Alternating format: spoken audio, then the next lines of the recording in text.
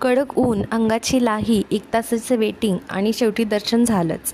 नेमकं काय झालं असेल हे जाणून घेण्यासाठी व्हिडिओ शेवटपर्यंत नक्की बघा. सकाळचं कोवळं ऊन आणि त्यात रांगोळी काढणं म्हणजे खूपच छान वाटतं. सकाळच्या घाईत काहीतरी झटपट आणि चविष्ट हवं असेल तर आपला फोडणीचा भात कधीही उत्तम. कढईतल्या त्या मोहरीचा तडतडाट आणि कढीपत्त्याचा सुगंध, कोणाला भूक लागणार नाही. आज मी बनवली होती शेवग्याची आमटी आणि आमच्या शेतातली ही पोकळ्याची ताजी भाजी. स्वतःच्या शेतातली अशी ताजी ताजी भाजी खायला मिळणं म्हणजे वेगळाच आनंद असतो.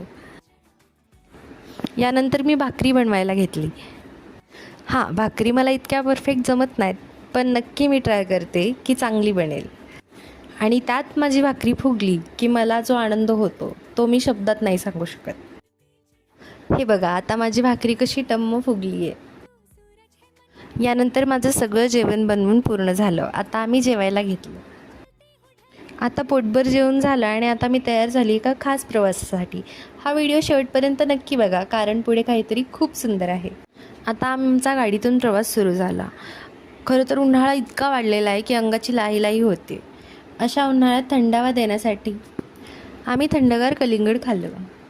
यानंतर वाटेत आम्हाला लागलं येळगुडचं दूध, जे की माझं खूप फेवरेट आहे. आणि येळगुड दूध बघितलं की माझा मोह काही आवरत नाही.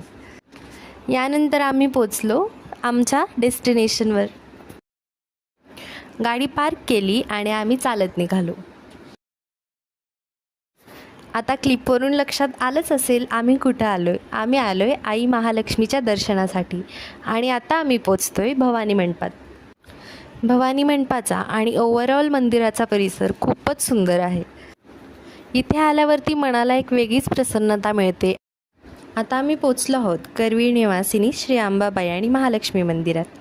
खूप गर्दी होती इथं, पण 1 तास उभं राहावंच लागलं रांगेमध्ये. पण म्हणतात ना, आईच्या दर्शनाची ओढ असेल तर थकवा नाही जाणवत. अगदी तसंच झालं.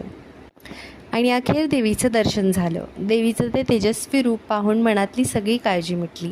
खूप खूप प्रसन्न वाटतं. आजचा दिवस खऱ्या अर्थाने सार्थकी लागला.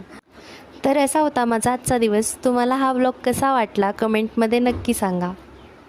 पुन्हा भेटू पुढच्या व्हिडिओमध्ये.